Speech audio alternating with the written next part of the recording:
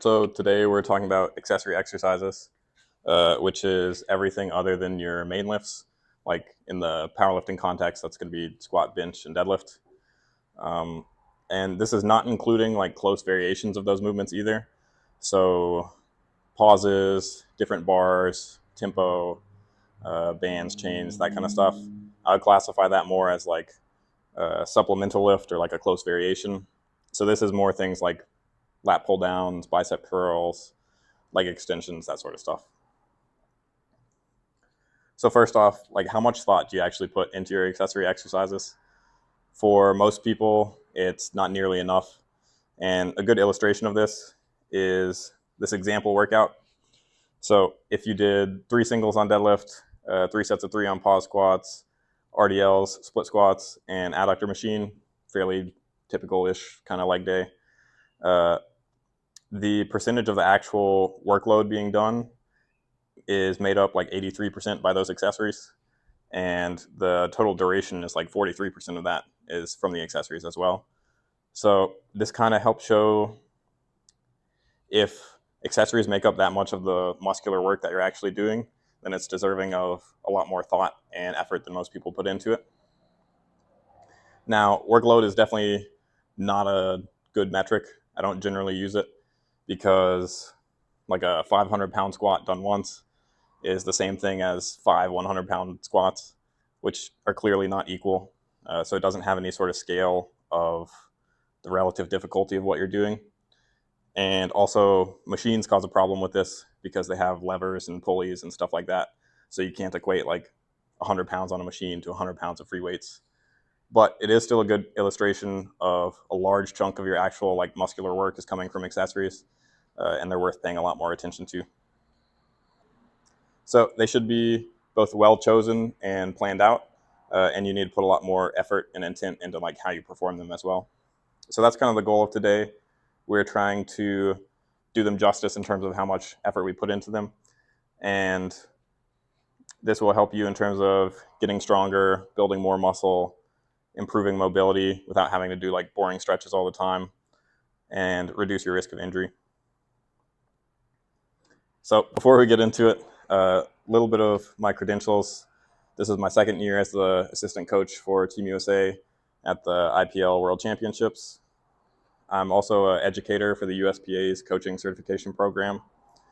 I interned at both Kabuki Strength and Mike Boyle Strength and Conditioning, which are both very like famous and influential gyms. I have a bachelor's degree in kinesiology. I got my CSCS degree or certification from the NSCA, as well as other ones from Prescript, CFSC, and Westside Barbell. And then I'm also the founder and head coach of Premier Power and Performance, my coaching company. So an outline of what we're going over today. We're going to be talking about some very basics of muscle physiology to kind of lay the foundation. And then what makes good exercises. We're going to kind of break it down body part by body part and go through all the major muscle groups. And then also a little bit about how to program accessories. So there's a lot of major muscle groups in the body. We don't have enough time to go through all of these in like super great detail. So we're going to start kind of from the bottom up, and we'll use muscles that are good examples of certain concepts to explain those. And then hopefully you can learn those and carry them over into other muscle groups where they apply. So first off, a little bit about how muscles work. So they're made up of fibers, like as you can see in the photo, and they just run in one direction. Like each individual fiber is just a line. And they pretty much only do one thing. They shorten or they lengthen. And it's the collection of all those fibers that makes muscles be able to do like multiple different things. So there's 2 important landmarks to note whenever it comes to any muscle. There's going to be the origin, which is like where it starts, which is generally labeled as the like more central kind of part of the muscle. So for the pecs, it starts up here on the clavicle, down the sternum, kind of here on the rib cage. But then where it inserts, the muscle all kind of comes together and forms a tendon. And for the pecs, that's on the arm. And that's why the pecs are able to move the arm, because that's where it crosses over to. So that's going to be an important concept. for all the muscles we go over is where does it start, where does it end, and then what happens whenever you pull those 2 points together, because that's pretty much how muscles work. And a good illustration of how muscles function is kind of injuries. So if you have like a small muscle tear in the like actual belly of the muscle, then it's not that big a deal because you have all these other fibers, only some of them ripped. And there's still lots that can kind of cause the thing that the muscle does. But if you have a complete rupture of the tendon where the muscle attaches, like say the pecs, then the whole thing just kind of slides over and you can't use the function of that muscle because it doesn't have the ability to like pull on the bone anymore and cause motion. The first major concept here is hypertrophy and strength go much more hand in hand than most people think. Like most people think of like trying to get jacked and trying to get strong, or bodybuilding and powerlifting as like totally separate pursuits, when in reality, they're very closely tied together. So you'll hear like kind of old school lifters like Louis Simmons or Greg Panora say stuff like, if you want to be a good lifter, first you have to look like you actually lift, or you should try and look like a god of war in your singlet on meet day, that kind of stuff. And there's definitely validity to that because the size of your muscles sets the strength potential. So the two things that go into like how strong a muscle is from a physiology standpoint, it's like how big is the muscle, and then how well can your nervous system recruit and utilize all of that at once. So the size of your muscles essentially sets the strength potential, like how strong you can be. So even if you are super skilled and develop that like neurological ability to recruit the muscle very well, if you're small, you're still never going to be that strong. Whereas if you get really jacked and you're still not that skilled, you can still be pretty strong. So hypertrophy is a lot more important even as a strength athlete than most people give it credit. And then what makes a good exercise, just generally speaking, first off is stability. Your body intentionally reduces how much force it's going to put out if it's unstable to try and keep you safe. It doesn't want to produce like maximal force when you're not stable. The classic strength and conditioning phrase for that is like you can't fire a cannon out of a canoe, because the canoe is going to shift backwards and the cannonball is not going to shoot forwards as much as it normally would. So similar concept. If we want to produce a lot of force and get the most out of the exercise that we can, it needs to be fairly stable. And oftentimes that means like more points of contact. So like a machine is a perfect example, because often you're sitting there, it's kind of anchoring in the body part that you're using. Even the resistance only moves in one direction. It's very stable. On the other extreme would be like standing on one leg on a Bosu ball with a resistance that's swinging everywhere. You're not going to be able to produce any force, and that exercise is going to be pretty much useless. Yep, that's a good example. The other factor is it needs to take the target musculature fairly close to failure, or at least like challenge the thing that you're trying to work on. So if you're doing squats to try and develop your quads and your low back is limiting your performance like 10 reps before your legs would actually not be able to do anymore, then it's probably not the best exercise for your legs, because the main thing that's actually being challenged and trained is your low back in that point. And then we also need it to be progressible. So hopefully it's an exercise that we can scale all the way down to an appropriate starting point.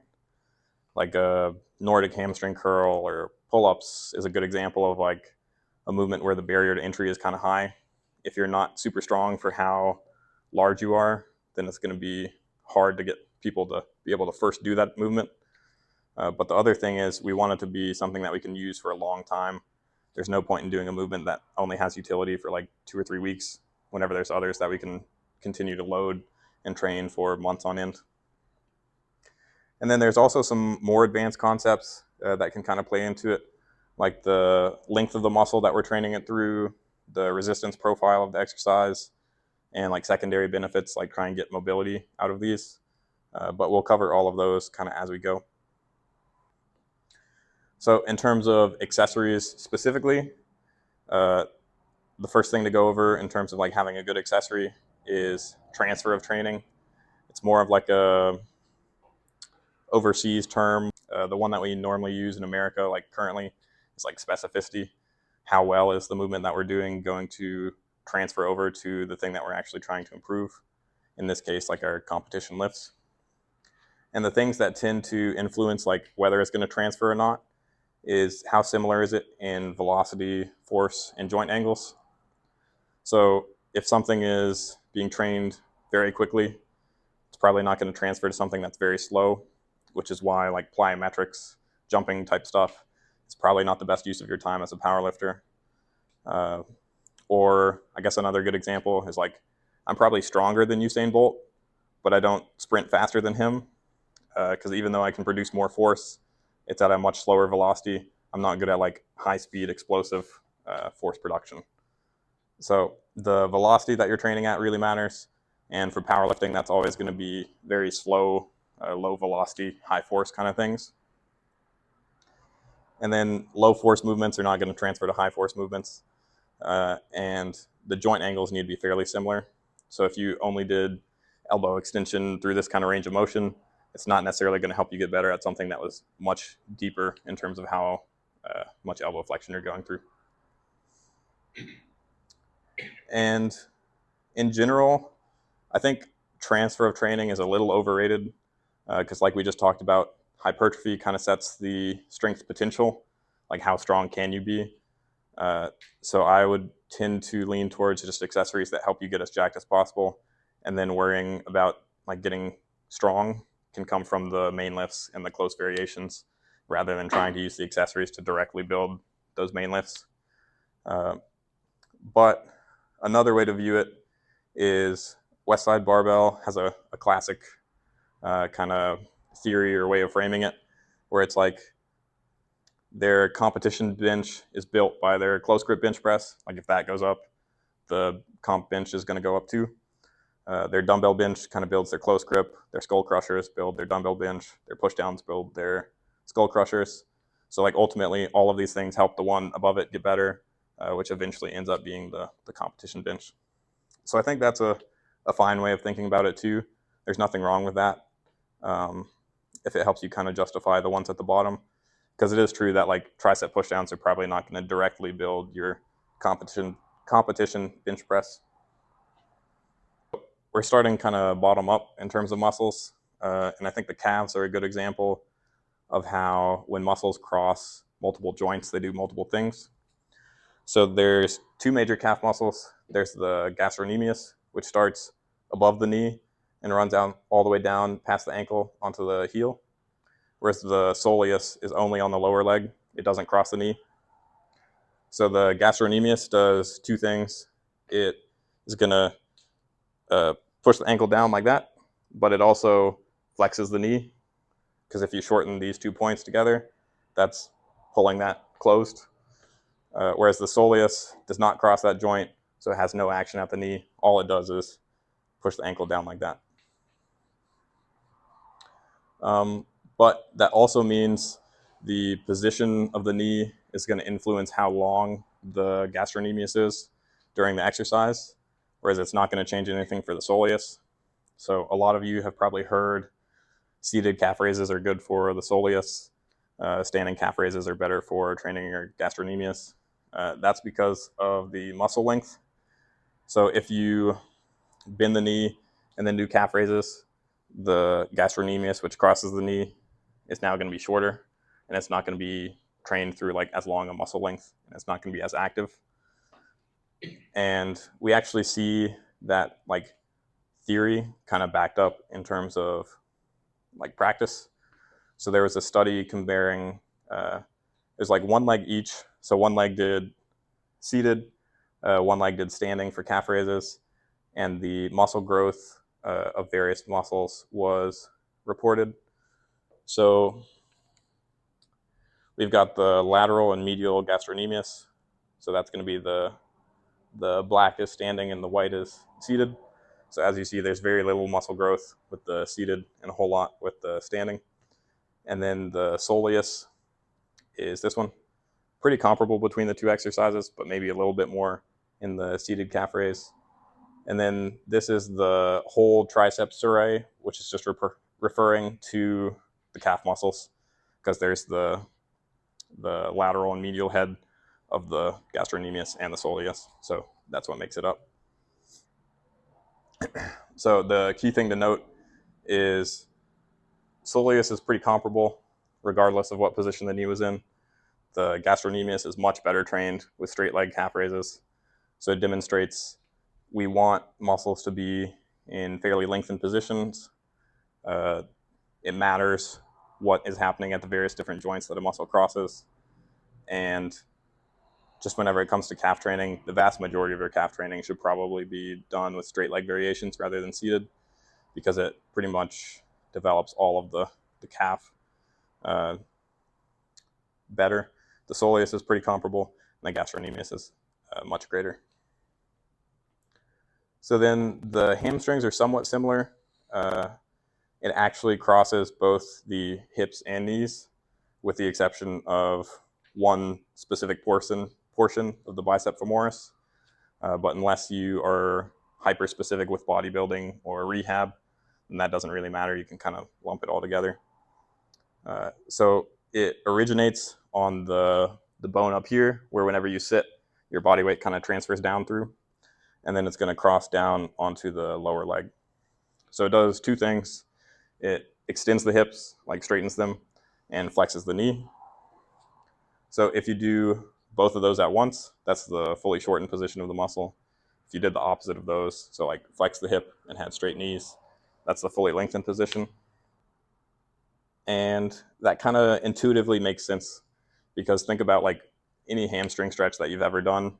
You're going to see the hips are bent and the legs are fairly straight, whether it's trying to touch your toes, lie on your back and pull your leg up, anything like that. And then there's also a study that proposed a good way to kind of model like what is the length of the hamstrings at any given point, which said like the degrees of hip flexion minus the degrees of knee flexion. So if my hips are fairly bent, like 45 degrees, this is going to be fairly long. But as soon as I bend my knees like 45 degrees-ish, we get back to like a fairly neutral-ish position. So we can kind of make a bit of a spectrum for muscle length between, if you combine doing all of its actions, the things it does whenever it shortens. So in this case, hip extension and knee flexion, and then doing the opposite of those two things for the fully lengthened position. That gives you kind of the spectrum in between. And we can place exercises on there. So a seated leg curl, the start position where the knees are straight and the hips are flexed is going to be the fully lengthened position of the muscle, and then it's going to end somewhere in that mid-range. Whereas the lying hamstring curl is the opposite. So it's shifted over towards the fully shortened side of the spectrum. And then where do you guys think we would place the RDL, like start and end points? Yeah, so it's a little more in this kind of middle range. We're not at either of the two extremes, but we do start, well, I guess it depends where we're calling the start position. But whenever you're locked out, it's closer to fully shortened, and at the very bottom, it's going to be more lengthened. So again, why does this really matter?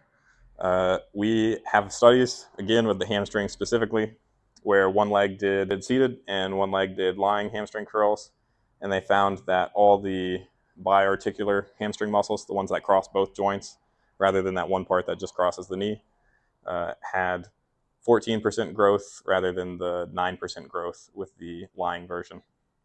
And there was pretty much no difference between the monoarticular one, the one that only crosses the knee, which again makes sense because the position of the hips is not going to impact that. We're going to go a little bit quicker through quads because it's not as good of a demonstration of stuff, but pretty much all of the quads just do one thing. They just extend the knee, straighten the leg. The only exception to that is the rectus femoris, which also crosses the hip, which makes it a little bit interesting because as we do any sort of squat pattern, we're both flexing at the hip, which is going to be shortening that muscle, but we're also bending at the knees, which is lengthening that muscle. So it doesn't really change length a whole lot as you do any of these sort of motions, which is kind of the reason that like a leg curl, or excuse me, a leg extension is a good exercise, because it's pretty much the only time we're keeping a fixed position at the hip while changing position at the knee. But again, the vast majority of the quads pretty much just cross the knee. So like squats, leg press, all that kind of stuff is still going to like lengthen and train those very well. And then whenever it comes to the adductors, I think this is a highly underrated muscle group because most people don't realize like how important it is. Like Deep is probably a great example. He's like, man, I don't power lift, I just Olympic lift. Like, why would I care about adductors whenever I don't sumo deadlift or squat with a wide stance? But that's a big like misunderstanding of what the muscles actually do.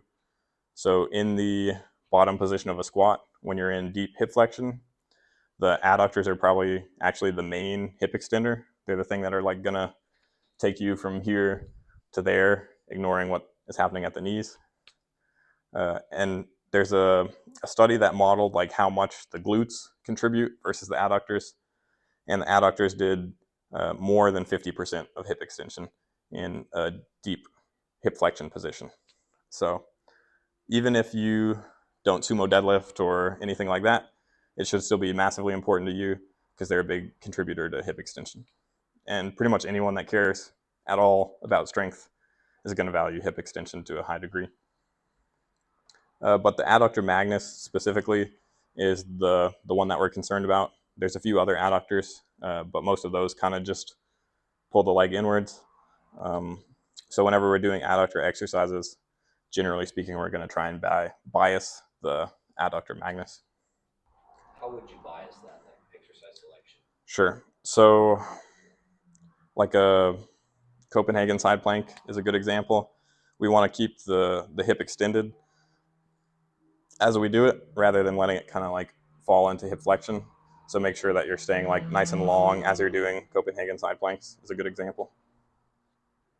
So with glutes, we're not going to talk a ton about glutes because most people don't necessarily need a whole lot extra in terms of glutes.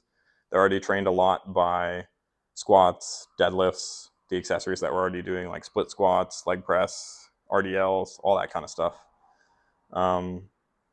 And generally, even if you're like, man, I got weak glutes, I can't lock out my deadlifts, it's not actually a glute problem, it's just you're losing position. So if you're getting stuck like here in the deadlift, it's not because your glutes aren't strong enough to lock out. It's probably because you lost position earlier in the lift and you're kind of rounded and like now you have terrible leverage to finish. So most people aren't going to need extra glute training unless you have like aesthetic goals, like you want a fat ass. In which case, there's a couple of specific things that can be helpful. We don't normally train like abduction, bringing the leg out to the side in powerlifting. So you can do exercises that combine that with hip extension, like setting up a cable where it's pulling on the ankle and then going like that. That's a good addition. Or the fully shortened position of the glutes is not something that we train. Like generally squats, deadlifts, all that kind of stuff. There's a lot of load down here where the glutes are stretched. Then at the top, there's pretty much no load because the moment arm is so short. Like the load is here, our hips are here. So we're not really training that like squeeze, lock out kind of position. But hip thrusts can be good for that.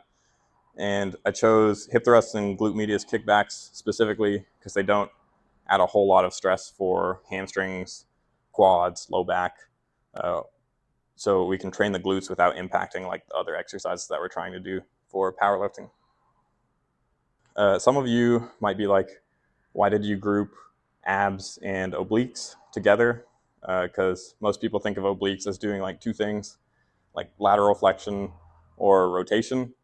But they actually run, there's internal and external obliques that kind of cross like this. But if you shorten those muscles, the other thing that they do is just crunch the torso. So they actually can be trained pretty similarly to the abs that just does like crunching type motions. But I'd say the biggest concept when it comes to these core muscles is people being like, man, I don't have to train my core. I already squat and deadlift, bro. And there's a big problem with that. So muscles that serve like a stabilizing role in movements aren't actually trained to a significant degree, at least not in a way that will like help progress them, unless they are moving the load or like in direct opposition. And what our core is doing during the squat is not like directly opposing the load or moving it. So that's a good example of how it's probably not an effective stimulus to like actually strengthen your core, even though it requires your core to be like active. So that's why we want specific like isolation movements to train these muscles outside of our squat and deadlift, so that we can strengthen them and then kind of bring it back in terms of being stronger for that main lift. I'd say the other good example of that is like the serratus anterior. It's this muscle kind of here. It pulls the shoulder blades to the rib cage, so it plays an important role in like stabilizing your bench press. Even your squat, you want to be able to like pull the shoulder blades to the rib cage to be stable and have a good connection to the bar. But the serratus is not going to be trained by these exercises that just require it to like produce stability, like a overhead press, pull over, these things that most people are like, oh yeah, that's my serratus exercise, man. We need things where it's actually like in direct opposition of the load.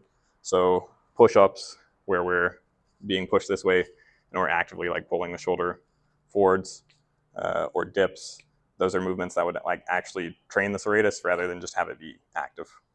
So that's a good example of like carrying the same concept over to a different muscle group.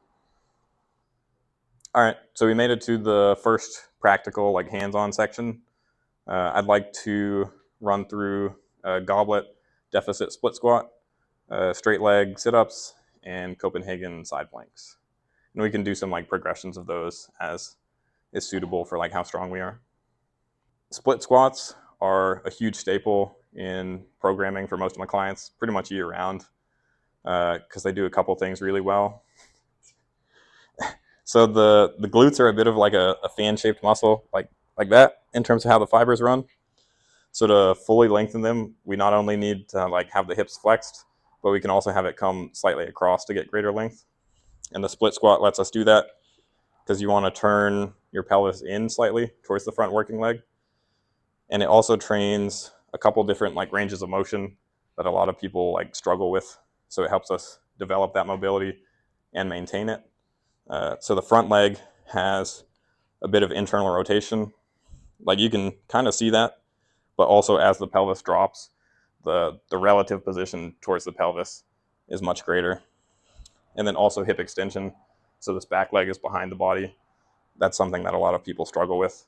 Like if you do a couch stretch where you're like on your knee and have one leg up like that, a lot of people will have a lot of tightness in their quads. This is essentially like a loaded version of that. So it's good for mobility. It's good for muscles because the glutes get a fully lengthened position. The rectus femoris, if you remember talking about that, crosses the hip and the knee. This is one of the very few exercises where we have the hip extended and going through knee flexion. So that's the fully lengthened position of that muscle as well. And it's just great in terms of training quads and glutes. So yeah, I think let's start there and then we'll move on to the other exercises. Why do you use goblets next? They're just holding them at your size. Sure. So I start people goblet just because it makes the movement a little more intuitive. Like you stay a little upright, you go straight up and down. If you have dumbbells, it's a lot easier to end up kind of doing some of this. But whenever the goblet loading starts to limit like how heavy you can go, I do switch people over to dumbbell per hand. And you can even do like a Smith machine because it adds stability and lets you really load it up. But it's a little less intuitive because you have to position yourself like perfectly in line with it. I'll walk you through it real quick. The idea with the two plates is we're elevating it to get a little more range of motion so that like your knee can drop down to the floor in between. So decent sized stride like front to back, holding the dumbbell with your elbows kind of underneath, and then you're going to sit straight down and stand back up. And then also make sure that your hips are pointing straight forwards or kind of turned in towards this front side, not like opened up like that. So yeah, I would start people out like front foot elevated, and then I go to deficit to get a little more range of motion, and then like Bulgarians where it's just the back leg elevated, and then like walking lunges are probably the next step if you were just trying to progress it in terms of like complexity of the movement. For loading, I would go like goblet to dumbbells down by the side, and then maybe Smith machine.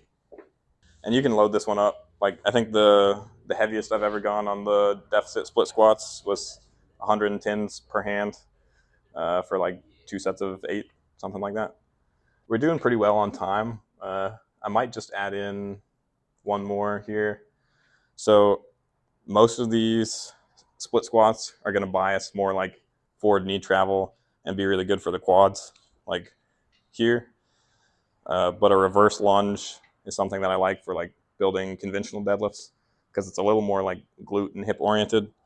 So the goal there is you want to keep all of your weight on this front leg pretty much the whole time, but you're going to reach the butt back like you would in a RDL or deadlift, and then kind of sit down from there and then stand back up.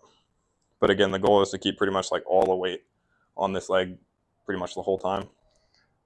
But that's a very similar position to like right here, pushing off the floor in your conventional deadlift. Yeah, and movements like this, I would do like all the reps on one side and then switch rather than like alternating. Do you wait? It depends. So sometimes I'll do like legs back to back if it's getting like really heavy, or the like cardiovascular demand of the set is like bigger than the muscular demand, then I might put rest in between sides. All right. So straight leg sit-ups are another one that I run with a lot of people.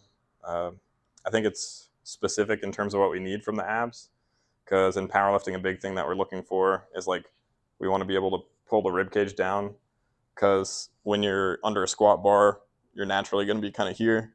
You want to be able to do this and get that like more neutral position, where then it's easier to like maintain and be stiff than if you were trying to like be in a lot of extension. Because if you're here, the low back is all like really short, the abs are really long. Muscles are generally strongest when they're like in that mid-range position. So we want to kind of like balance that out and be a little bit more here for our optimal like bracing. So I like the straight leg sit-up in that it kind of helps us get that feeling for like dropping the ribs down and being stiff here, but then also training the abs. We'll try it with this. You just need something that can kind of hold your feet down. A lot of times I'll recommend like a heavy medicine ball or like under the edge of a rack or a bench or something. But you could probably use a bumper plate. So the way I like to teach it is like arms crossed here, because once you start adding load, it's probably going to be like a dumbbell or something held here under the chin. And then you're going to think exhale and drop the ribs down. So just for demo purposes, I'm going to show that. So exhale and ribs down, and then you're going to crunch. And then from there, you would sit all the way up. So doing it in these kind of like segments helps you keep from just kind of where it's going to turn into a lot of like hip flexor and that kind of stuff. So this way we're making sure that we're getting lots of ab. So it would look like this. And then I would control it all the way down to the floor and inhale on the way back down so that you can kind of like streamline the reps.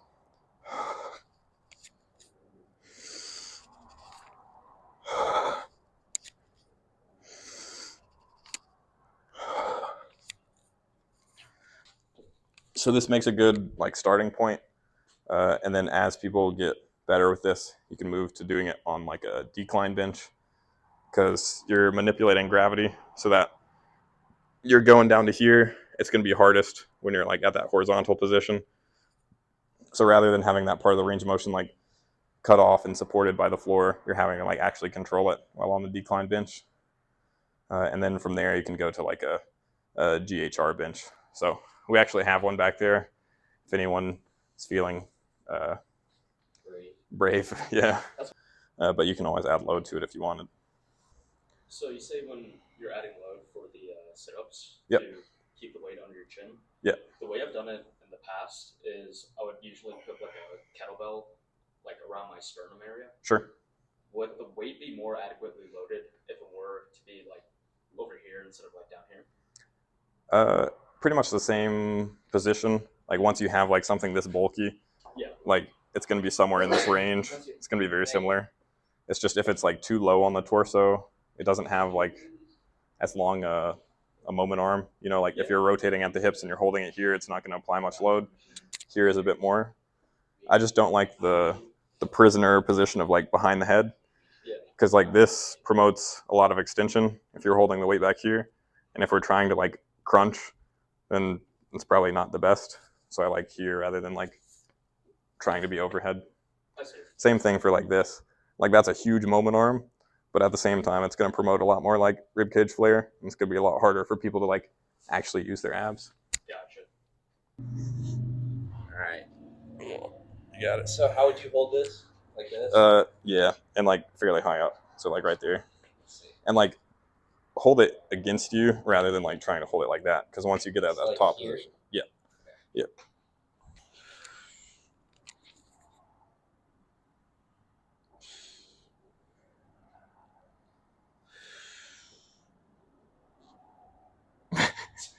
Oh crap. All right. That's good. That'd be a little much. Yeah. 65 was ambitious. You gave me a 65? Yeah. So do you have any recommendations for like training lower abs? Is that something that really is important, especially for like powerlifting or Sure. something like that? So I'd say the big thing between like upper abs and lower abs is like what are we like really trying to act on? Like most movements like this are going to be trying to like crunch the rib cage down. But if we want like lower abs, then it's a lot more about like trying to tuck the pelvis under, because this will also like pull that because it runs like that. We'll just add in a movement for that like real quick if you want. The Copenhagen side plank is great for like two different things. The adductors on the top leg. Thank you. Adductors on the top leg, squeezing down, and then also the obliques on the bottom side. So the key things here, we want to keep the leg like fully extended, like straight from the top of your head to your heels, so that it can bias that adductor magnus, which is good for the hip extension. And then let's just run through it from like easiest to like hardest progression. So for starters, you can go from the knee, so that's a shorter lever. But as you work up to it, you can move to the ankle, and then you can either add weight by like holding a dumbbell here on your hips, or you can make it dynamic by like dropping down to the floor and lifting back up. But again, you want to stay with the hips extended, not like flexing too much here. And then you could further progress it by like elevating the height so that you get more range of motion. Yeah, so the reason I like the non-working leg to be at the like 90-degree position out in front is I think it helps in terms of whenever you make it to the further progressions. Yep. So bend. Yep. And then think about trying to keep it towards the midline. So like squeeze down with this top leg really hard. Man, this is rough. Yeah. Oh, man. That's the easy version. How high do you go with these? I know you use dumbbells now. So I've done like 30-inch for the range of motion dips. First out of like a couple sets of 20 without knee weight. Or I've done like static holds with like 25 pounds. How long? Like 60 seconds-ish. Once you get over like a minute, it's probably better to like progress in terms of difficulty rather than time.